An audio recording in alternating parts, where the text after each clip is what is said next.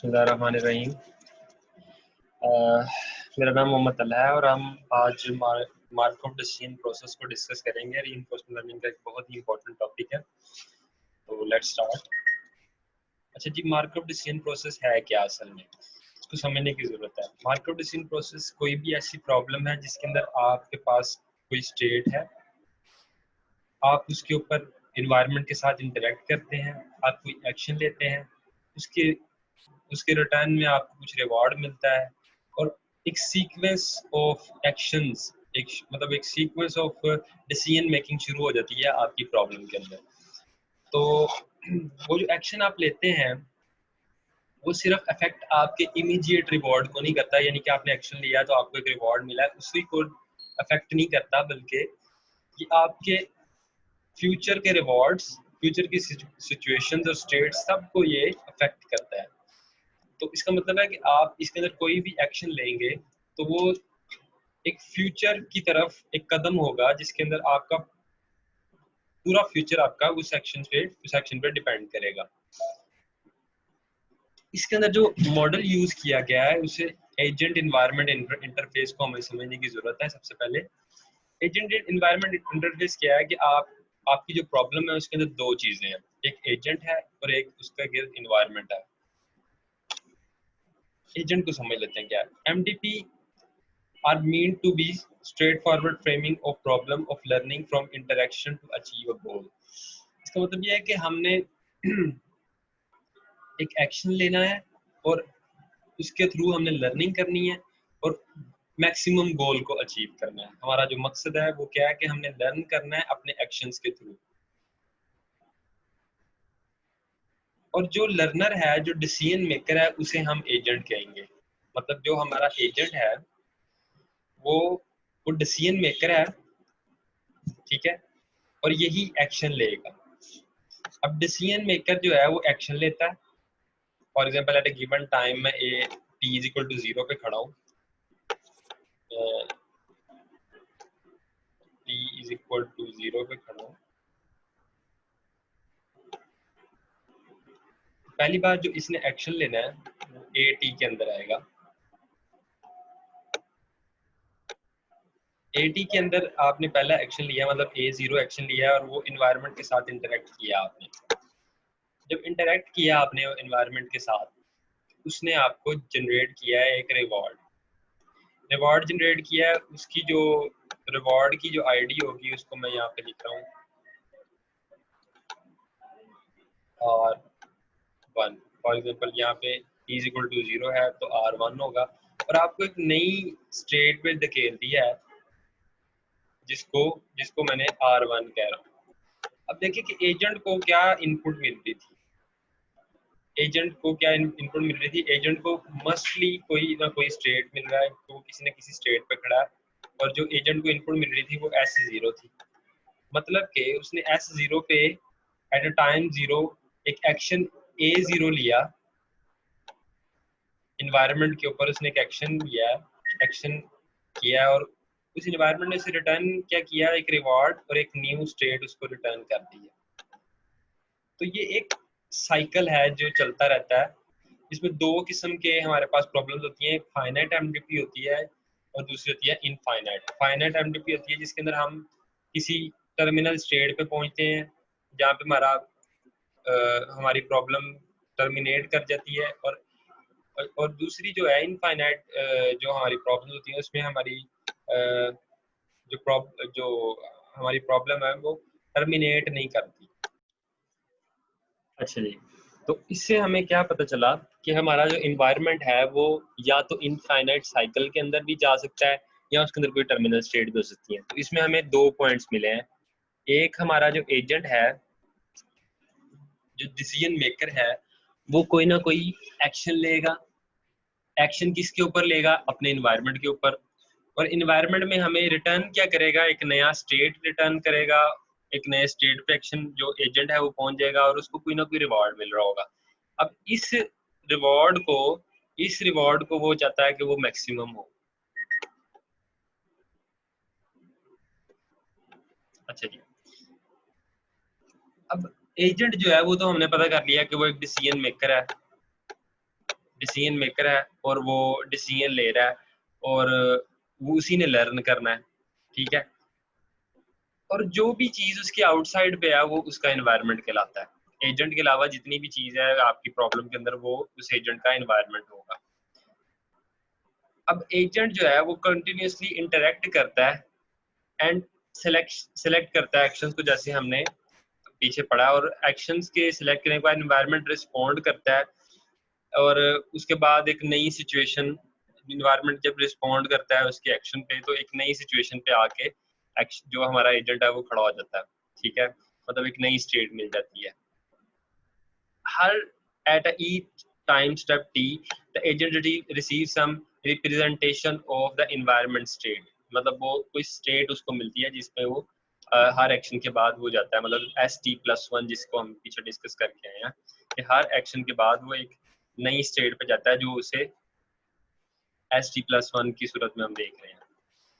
अब और वो जो सिलेक्ट कर रहा है वो एक्शंस हैं, वो हमने डिस्कस कर लिया, और उसके रिटर्न में उसे कोई कॉन्सिक्वेंसेस हैं जो एक्शन के नतीजे में उसके ऊपर उसको वापस मिल रहा है, उसको किसी न्यूमेरिकल रिवॉर्ड के अंदर वो रिसीव कर रहा है, जिसे हमने RT+1 के नाम दी। ये हमारी जो एजेंट एनवायरनमेंट इंटरफेस को हमने समराइज किया है कि एक एजेंट है, उसने एनवायरनमेंट पे एक एक्शन लेना है और एक्शन के नतीजे में वो एक नई स्टेट पे जाता है और स्टेट के अलावा उसे एक न्यूमेरिकल रिवॉर्ड मिलता है, ठीक है। अब फाइनाइट एमडीपी क्या चीज़ है? फाइनाइट एमडीपी भी यही चीज़ है, लेकिन इसके अंदर हम किसी टर्मिनेट स्टेट पे पहुंच जाते हैं। ये कंटिन्यूस इनफाइनाइट साइकिल नहीं है कि आप चलते रहें, लेकिन इसके अंदर क्या होता है कि आप किसी फाइनल स्टेट पे पहुंचते हैं। फॉर एग्जांपल मैं यहाँ पे ड्रॉ करता हूँ, ये आपकी स्टेट एस है। आप यहाँ पे एक्शन ले सकते हैं, मल्टीपल एक्शन ले सकते हैं। यहाँ पे आप राइट जा सकते हैं, लेफ्ट जा सकते हैं, राइट जा सकते हैं आप। ये आपके पास मल्टीपल टाइप्स ऑफ एक्शन है, आप किसी भी स्टेट पे जा सकते हैं, कोई भी एक्शन ले सकते हैं। जब आप एक्शन लेते हैं तो आप एक चांस नोड पे आ जाते हैं।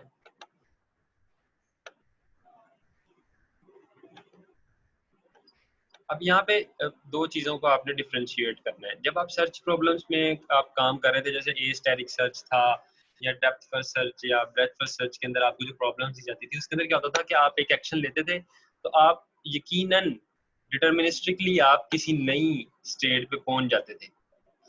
मतलब आपको पता था कि आप एस पे खड़े हैं तो आपकी नेक्स्ट स्टेट जो है वो S1 ही होगी। ये आप इसके अंदर आप बिल्कुल डिटर्मिनिस्टिक इसको कहते हैं, कंडीशंस होती थी। आपका एनवायरनमेंट डिटर्मिनिस्टिक एनवायरनमेंट होता था। एनवायरनमेंट की भी दो टाइप्स हैं, डिटर्मिनिस्टिक एनवायरनमेंट और एक स्टोकिस्टिक एनवायरनमेंट, जिसके अंदर अब स्टोकिस्टिक मैं आपको यहाँ पे ब्रीफ करता हूँ कि किस तरह होता है। कि आप एक स्टेट पे खड़े हैं और आपने एक्शंस ले सकते हैं, 3 एक्शंस आपके पास। अब उसमें से आप कोई एक एक्शन लेते हैं, फॉर एग्जांपल आप ये वाला एक्शन लेते हैं, तो आप एक नई चांस नोड पे आ जाते हैं। उस चांस नोड पे आ जाते हैं जब, तो उसके बाद आपके पास, उसके बाद आप पॉसिबिलिटीज हैं, मल्टीपल पॉसिबिलिटीज हैं। मैं आगे 3 पॉसिबिलिटीज बना रहा हूँ कि आपके पास इस इस स्टेट पे जाने की भी पॉसिबिलिटी है, इस स्टेट पे भी जाने की पॉसिबिलिटी है, इस स्टेट पे भी जाने की पॉसिबिलिटी है। तो इस चीज को कैलकुलेट करना, अब ये जो नई स्टेट है इसको मैं S डैश कह रहा हूँ, कोई सी भी स्टेट है। इस चीज को कैलकुलेट करना कि जी वो एक स्टेट है, उसने एक एक्शन लिया है और उस स्टेट के बाद, ये एक्शन लेने के बाद, उसको एक्शन लेने के बाद वो एक चांस नोड पे आ जाता है और उसके बाद कई मतलब डिफरेंट पॉसिबिलिटीज हैं कि वो किसी भी स्टेट पे जा सकता है और हर स्टेट पे जाने पे इसको डिफरेंट रिवॉर्ड मिलेगा। तो हाउ कैन वी कैलकुलेट कि वो कितनी प्रोबेबिलिटी है, कितने चांस है कि वो इस स्टेट पे आएगा, या कितना चांस है कि वो इस स्टेट पे आएगा, या कितना चांस है कि वो इस स्टेट पे आएगा, या फॉर एग्जांपल इसके आगे भी कई चांसेस हैं या इसके आगे भी कई चांसेस हैं, इस नोड के आगे भी। तो इसको कैलकुलेट करने के लिए हमारे पास जो फाइनाइट एमडीपी के अंदर जो हमें टूल दिया गया या जो इक्वेशन है उसे हम ट्रांजिशन प्रोबेबिलिटी कहते हैं।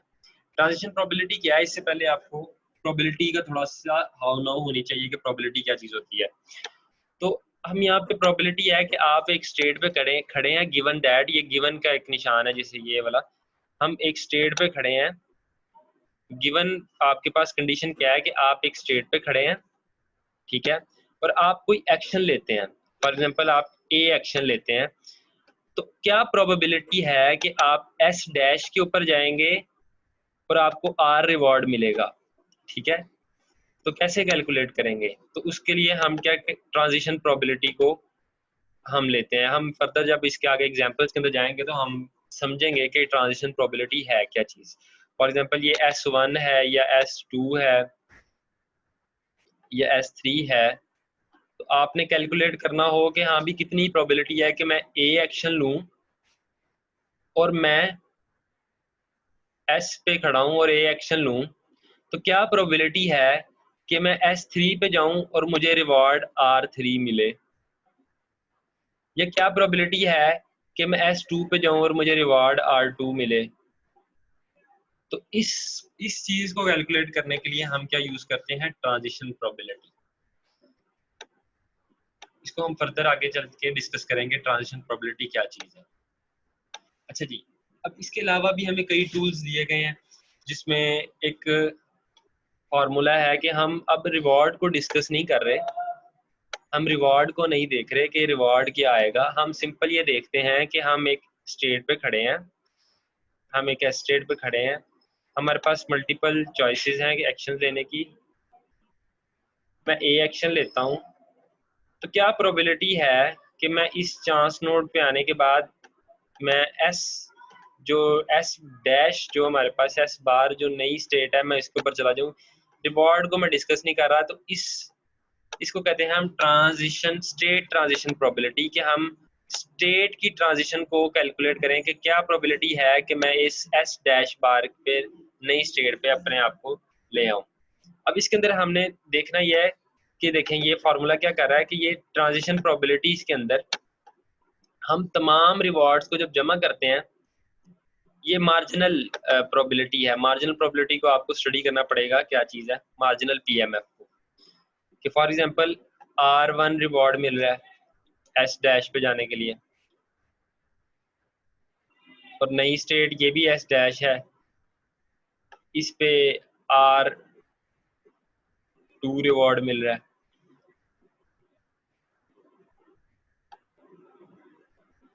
R3 रिवॉर्ड मिल रहा है। तो जब हमने सिर्फ देखना है कि हम नई स्टेट पे जाने की हमारी प्रोबेबिलिटी क्या है, हमने सिर्फ ये कैलकुलेट करना है। तो नई स्टेट में तो इस पे भी जा रहा है, नई स्टेट पे इस पे भी जा रहा है, नई स्टेट पे इस पे भी जा रहा है। तो चूंकि हमें इन तमाम की प्रोबेबिलिटी को जमा करना पड़ेगा, तो हम क्या करते हैं, हम ईच जो हमारी जो रिवॉर्ड है, हम हर रिवॉर्ड के ऊपर ट्रांजिशन प्रोबेबिलिटी कैलकुलेट करते हैं, R1 पे भी, R2 पे भी, R3 पे भी, इसके थ्रू, और तमाम की प्रोबेबिलिटीज को जमा करते हैं, तो हमारे पास स्टेट ट्रांजिशन प्रोबेबिलिटी आ जाएगी कि इस स्टेट पे एस डैश आने पे हमारी कितनी हमारी प्रोबेबिलिटी क्या है।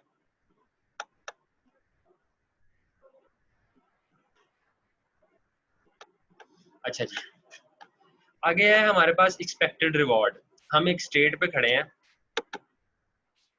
एस स्टेट पे खड़े हैं, हम एक एक्शन लेते हैं, ए एक्शन लेते हैं,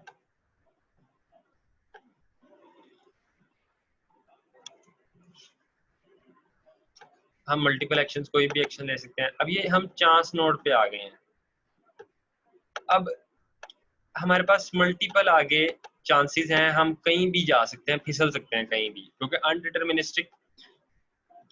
अनडिटर्मिनिस्टिक है हमारी जो हमारा एनवायरनमेंट, तो हम किसी भी तरफ फिसल सकते हैं। तो हम कैसे कैलकुलेट करेंगे कि ये एक्शन पर्टिकुलर एक्शन लेने के बाद इस स्टेट पे एक पर्टिकुलर एक्शन लेने के बाद हम एक नई स्टेट पे जहाँ जा रहे हैं उसका रिवॉर्ड कितना आएगा। तो इसके लिए हमें प्रोबेबिलिटी के अंदर एक आसान जो हमारे लिए चीज़ दी गई है उसे हम एक्सपेक्टेड रिवॉर्ड या एक्सपेक्टेशन हम कैलकुलेट कर लेते हैं किसी भी चीज़ की। तो चूंकि हमें एक्सपेक्टेशन से मुराद है कि आपने एवरेज कैलकुलेट करना है किसी चीज़ का, तो यहाँ पे एक्सपेक्टेशन कैलकुलेट करनी है आपने रिवॉर्ड की। तो आप क्या करेंगे कि गिवन दैट कि आप एस स्टेट पे खड़े हैं और आपने एक एक्शन लिया ए, तो आपके पास नया रिवॉर्ड आएगा RT। अब आरटी कुछ भी हो सकता है, आरटी यहाँ पे जाने का भी रिवॉर्ड है, ये भी रिवॉर्ड है, ये भी रिवॉर्ड, कोई भी हो सकता है। तो इन तमाम को मद्देनजर रखते हुए हमने एक एवरेज रिवॉर्ड निकालना है जो किसी भी एक्शन के लेने के बाद हमें मिल सकता है। इसको उसने नाम दिया है expected reward for state action pair as a 2 argument function. ये हमारे पास एक 2 आर्गुमेंट फंक्शन है। अब इसको समझ लेते हैं। जैसे कि एक्सपेक्टेड रिवॉर्ड की हमने मैथमेटिकल फॉर्म हमने प्रोबेबिलिटी के अंदर देखी है, जिसके अंदर हम क्या करते हैं कि हम जो आर होता है, यानी कि जो एक्सपेक्टेड नोटेशन की लेफ्ट साइड पे होता है, उसको उन तमाम को मल्टीप्लाई करते हैं बारी बारी इसकी प्रोबेबिलिटी के साथ। अब चूंकि हमें प्रोबेबिलिटीज जो है वो ट्रांजिशन की स्टेट में दी गई है, तो हम ट्रांजिशन प्रोबेबिलिटी को जब हर रिवॉर्ड के साथ मल्टीप्लाई करेंगे तो हमें उसके एक्सपेक्टेड रिवॉर्ड मिल जाएगा। फॉर एग्जांपल मैं इसको थोड़ा सा फिजिकली आपको समझाने की कोशिश करता हूँ कि आप इस स्टेट पे खड़े हैं, आपने एक एक्शन लिया है और इस जगह जाने का रिवॉर्ड मिलने का, ये नई स्टेट आने का आपके पास जो प्रोबेबिलिटी है वो आपको इससे मिल रही है। फॉर एग्जांपल ये आपकी प्रोबेबिलिटी ट्रांजिशन स्टेट की इसी स्टेट की है कि आप नई स्टेट पे आ गए हैं। अब हमने जो है एक्सपेक्टेड रिवॉर्ड निकालना है, तो इसकी प्रोबेबिलिटी मल्टीप्लाई बाय इसका रिवॉर्ड प्लस इसकी प्रोबेबिलिटी मल्टीप्लाई बाय इसका रिवॉर्ड प्लस इसकी प्रोबेबिलिटी मल्टीप्लाई बाय इसका रिवॉर्ड। तो जब तमाम को हम जमा कर लेंगे तो हमारे पास जो रिवॉर्ड आएगा वो हमारा एक्सपेक्टेड रिवॉर्ड होगा इन 2 आर्गुमेंट फंक्शन, जिसके अंदर हम नई स्टेट को डिस्कस नहीं कर रहे, बल्कि सिर्फ हमारे पास गिवन ये कंडीशन नहीं है कि वो नई स्टेट ये वाली होनी चाहिए, हम इसको नहीं देख रहे। हमारा कंसर्न ये नहीं है कि हम एक नई स्टेट को देखें, हमसे हमारा सिर्फ कंसर्न यही है कि हमारे पास रिवॉर्ड कितना हो जब कि हम एस स्टेट पे खड़े हों और ए एक्शन लें, तो हमारा रिवॉर्ड की एक्सपेक्टेशन क्या होगी। होपफुली आपको इसकी थोड़ी सी अंडरस्टैंडिंग हो गई होगी। अब नेक्स्ट हमारे पास जो चीज़ है वो ये है कि expected reward state action and next state triples as a 3 argument function हमारे पास है कि अब आपके पास जो कंडीशन ये है कि आप पहले तो इस स्टेट पे खड़े हों और ये एक्शन लें, और गिवन दैट कि आप एक नई स्टेट पे पहुंचे और वो स्टेट मस्टली एस बार ही हो। मतलब यहाँ पे एस डैश का मतलब है कि वो कोई पर्टिकुलर स्टेट है, तो बताएं कि एक्सपेक्टेड रिवॉर्ड क्या होगा। तो इसको हम state action and next state triple की फॉर्म में हम इसको स्टडी करेंगे। अभी आगे हम इसको देखेंगे। अच्छा जी, हम इसको जरा फॉर्मली एक एग्जांपल की शक्ल में एमटीपी को समझने की कोशिश करते हैं। आप एक रूम के अंदर जाते हैं, वहाँ पे आप गेम चल रही है। फॉर एग्जांपल आपके पास 2 चॉइसेस हैं कि आप एक रूम के अंदर स्टे करना चाहते हैं या आप क्विट करना चाहते हैं। अगर आप क्विट कर जाते हैं तो आपको इमीडिएटली $10 रिवॉर्ड मिलेगा और आप गेम का हिस्सा नहीं होंगे और आप गेम से बाहर निकल जाएंगे। लेकिन अगर आप कहते हैं कि नहीं जी मैंने स्टे करना है वहाँ पे, आप कहते हैं जी नहीं मैंने स्टे करना है वहाँ पे, तो आप क्या करते हैं, आपको स्टे करने के ऊपर $4 चार्ज किए जाएंगे और उसके बाद आप एक गेम के अंदर दाखिल हो जाएंगे। अब गेम के अंदर आप जब दाखिल हो जाएंगे तो आपके लिए मैं डाई रोल करूंगा। अगर डाई रोल पे 1 या 2 रिजल्ट आता है तो आपकी गेम उसी वक्त एंड हो जाएगी और आप $4 के साथ क्विट कर जाएंगे। लेकिन अगर 1 और 2 के अलावा कोई नंबर आपको मिलता है तो आप क्या करेंगे, आपकी गेम कंटिन्यू होगी, आप दोबारा राउंड में जाएंगे और डिसाइड करेंगे कि मैंने क्विट करना है या स्टे करना है। फिर दोबारा आप नीचे आएंगे, अगर आपने क्विट करना होगा आपको $10 प्लस हो जाएंगे उसके अंदर, अगर आपने स्टे करना होगा तो आप फिर इसी राउंड के अंदर आ जाएंगे। अब ये एक एमडीपी प्रॉब्लम है, हम इसको एमडीपी प्रॉब्लम कहेंगे। अब इसमें रिवॉर्ड्स भी हैं, स्टेट्स भी हैं, हम इसको जरा इसको एमडीपी प्रॉब्लम के अंदर ढालेंगे। एक ट्रांजिशन डायग्राम हम बनाते हैं। फॉर एग्जांपल इसके अंदर स्टेट है, सबसे पहले 2 स्टेट्स आपके पास, या तो आप इन हैं या एंड हैं, यानी गेम एंड हो गया या आप रूम के अंदर आ गए हैं। आप रूम के अंदर आ गए हैं तो आपने डिसाइड किया कि मैं स्टे करूंगा, ये आपने एक्शन लिया,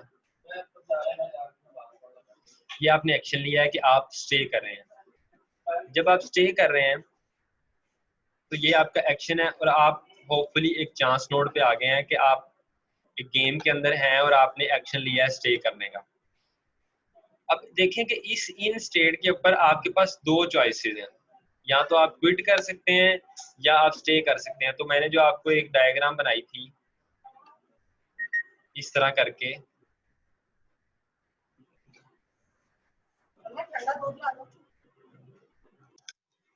तो देखें कि हमने जो चांस नोड बनाई थी जिसके अंदर हम देख रहे थे कि हमारे पास मल्टीपल एक्शंस हम ले सकते हैं। तो ये देखें कि हम एक स्टेट पे खड़े हैं, इन स्टेट है, हमारे पास मल्टीपल एक्शंस की हमारे पास आज़ादी है कि हम क्विट कर सकते हैं, ये एक एक्शन है, या हम स्टे कर सकते हैं। अब अगर हम स्टे कर सकते हैं, देखिए क्विट कर सकते हैं तो हम एक चांस नोड पे जा रहे हैं जिसके अंदर हम ऑब्वियसली हम एंड कर जाएंगे गेम और हमें रिवॉर्ड क्या मिलेगा, $10। और इस स्टेट पे खड़े होके एंड गेम होने की प्रोबेबिलिटी कितनी है, 1, क्योंकि और कोई इसके अंदर हमारे पास चारा ही नहीं है कि हम कहीं जा सकें इस एक्शन लेने के बाद। लेकिन अगर हम देखा जाए दूसरी तरफ कि हम एक एक्शन ले रहे हैं जिसके अंदर हम स्टे कर रहे हैं और हम एक चांस नोड पे आ गए हैं, अब हमारे पास मल्टीपल है कि हम कहीं भी फिसल सकते हैं।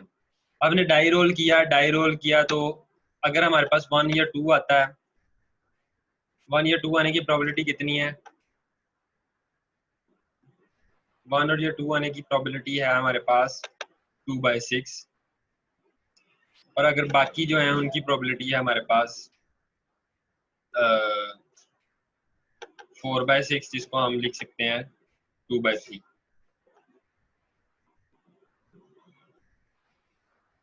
जिसको हम 2/3 लिख सकते हैं। अच्छा जी, तो अब देखें कि हम कहीं भी फिसल सकते हैं इस यहाँ पे इस चांस नोड पे आने पे। हमने क्या किया था कि अगर हमारा 1 या 2 आता है, 1 या 2 आने की प्रोबेबिलिटी कितनी है, 1/3। तो ये है हमारी ट्रांजिशन प्रोबेबिलिटी। इस ट्रांजिशन प्रोबेबिलिटी पे हमें मस्ट $4 रिवॉर्ड तो मिलेगा, लेकिन हमारी गेम क्या हो जाएगी, हम एंड पे चले जाएंगे, एंड हो जाएगी हमारी गेम। लेकिन अगर हमारा जो 1 और 2 के अलावा आ जाता है जिसकी प्रोबेबिलिटी 2/3 है, यानी कि 4/6 प्रोबेबिलिटी है, जो कि ट्रांजिशन प्रोबेबिलिटी है, जिसको हमने P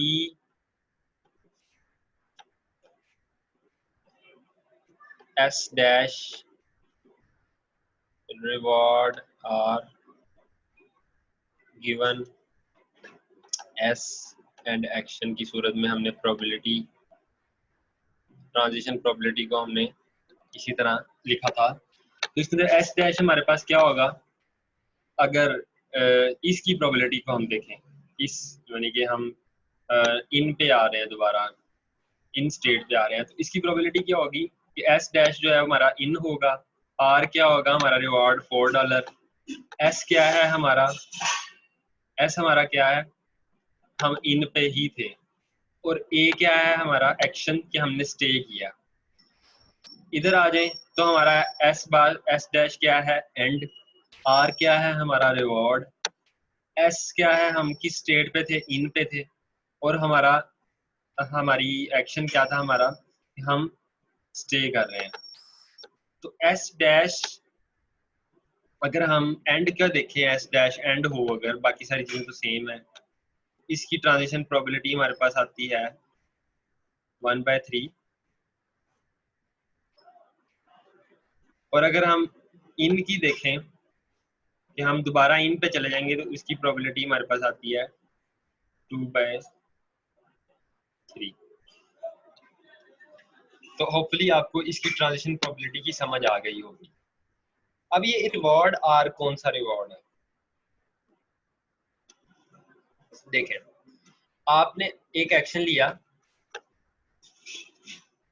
अब इस रिवॉर्ड के अंदर आप डिस्कस कर रहे हैं कि आप ये इमीडिएट रिवॉर्ड है, इसके अंदर हम वो रिवॉर्ड डिस्कस नहीं कर रहे हैं कि हम ये रिवॉर्ड लेंगे या वो लॉन्ग टर्म रिवॉर्ड को डिस्कस नहीं कर रहे। तो ये आपका इमीडिएट रिवॉर्ड है, आप एक एक्शन ले रहे हैं, आपको रिवॉर्ड मिल रहा है। अब ये कंटिन्यूसली आप एक्शन और रिवॉर्ड आपको मिलता जाता है, तो एक्सपेक्टेड रिवॉर्ड क्या है, हम कहाँ तक जा सकते हैं, हमारी क्या प्रोबेबिलिटी है कि हमें इतना रिवॉर्ड मिलेगा, फिर इसकी प्रोबेबिलिटी क्या है कि हमें इतना रिवॉर्ड मिलेगा। तो इसको हम नेक्स्ट लेक्चर के अंदर हम इसी तरह डिस्कस करेंगे। तो अभी होपफुली आपको ट्रांजिशन प्रोबेबिलिटी की समझ आ गई होगी, एमडीपी की समझ आ गई होगी, सर्च प्रॉब्लम और एमडीपी प्रॉब्लम के अंदर आपको फर्क पता चल गया होगा। नेक्स्ट देखें, हमारे पास एक रोबोट साइक्लिंग रोबोट है जो बुक के अंदर भी एग्जांपल दी गई है। इसके अंदर क्या है कि आपके पास एक रोबोट है, वो क्या है, कैन इकट्ठे करता है और उसको डस्टबिन के अंदर फेंकता है। उसकी दो स्टेट्स हैं, या तो वो हाई है, चार्ज हुआ है, या उसकी चार्जिंग लो है। जब हाई है तो क्या हो सकता है कि वो सर्च करता है या वो वेट करता है, या वो सर्च करने लग जाएगा कैन को, या वो खड़ा रहेगा। अब सर्च करेगा जब वो एक्शन ले रहा है, सर्च करना है, वेट हाई स्टेट पे खड़े होके वो एक एक्शन ले रहा है, हाई स्टेट है उसकी एस, और एक्शन लिया उसने ए। अब वो चांस नोड पे आ गया, अब उसकी प्रोबेबिलिटी है तो कहीं इधर भी जा सकता है या इधर भी जा सकता है। अल्फा प्रोबेबिलिटी है कि वो हाई पे रहेगा, और 1 माइनस अल्फा प्रोबेबिलिटी है ऑब्वियसली कि वो लो पे चला जाएगा। अब उसे रिवॉर्ड जो है वो आर सर्च का रिवॉर्ड इधर जाने पे मिलता है, और उतना ही रिवॉर्ड उसको आर सर्च पे इधर जाने का मिलता है। अब हम दूसरा स्ट्रेट ट्रांजिशन प्रोबेबिलिटी को डिस्कस करेंगे। जब जो अल्फा है ये इसकी स्ट्रेट ट्रांजिशन प्रोबेबिलिटी है, जिसको हमने इस तरह लिखा था, जिसके अंदर हम रिवॉर्ड को डिस्कस नहीं कर रहे थे, हम सिंपल लिख रहे थे S bar given S comma action A. तो हम क्या कर रहे थे कि हम हाई पे हैं, हम एक एक्शन लेते हैं सर्च का, हम इधर भी जा सकते हैं, हम इधर भी जा सकते हैं।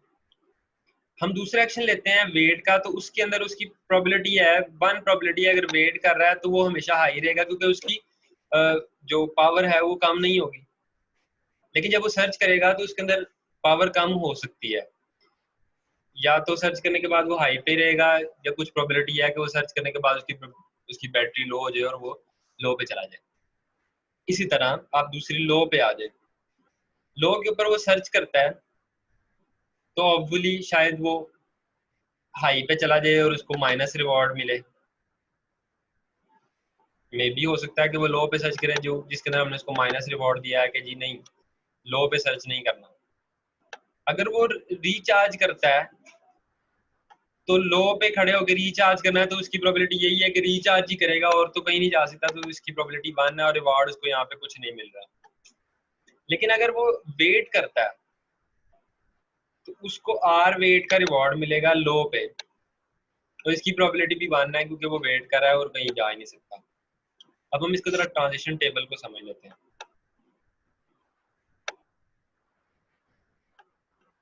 देखें, हाई पे खड़ा है, एक्शन सर्च किया है और नया एस डैश है, तो प्रोबेबिलिटी क्या है, एक्शन हाई पे है और प्रोबेबिलिटी क्या है, अल्फा, और रिवॉर्ड क्या मिल रहा है, आर सर्च। इसी तरह लो पे जाने की प्रोबेबिलिटी है, यानी कि हमने उसको एक टेबल की शक्ल में हमने उसको ढाल लिया है, और ये इस टेबल को कहते हैं ट्रांजिशन टेबल। तो आज जो हमने सीखा है कि एमडीपी प्रॉब्लम है क्या, इसको हमने ट्रांजिशन टेबल कैसे बनाना है, एमडीपी प्रॉब्लम को समझना कैसे है, एमडीपी प्रॉब्लम होती क्या है, हमने ये सारी चीज़ें देखी हैं। हमने देखा है कि एजेंट इन्वायरमेंट इंटरफेस क्या चीज़ होती है और एमडीपी उसके साथ कैसे इंटरेक्ट करती है। इंशाल्लाह नेक्स्ट टाइम हम इसको गोल्स को देखेंगे कि हम गोल और रिवार्ड को किस तरह मेजर कर सकते हैं या किस तरह सेट कर सकते हैं अपने एमडीपी के अंदर। अगर हम अपनी एमडीपी डिज़ाइन कर रहे हो तो हम कैसे इसको मतलब डिसाइड करेंगे कि क्या चीज़ हमारा गोल हो सकता है या कितना गोल रखना है हमने, कितना रिवॉर्ड रखना है। तो इसको इंशाल्लाह हम नेक्स्ट लेक्चर के अंदर डिस्कस करेंगे। अच्छा जी, ओके जी, अस्सलाम वालेकुम।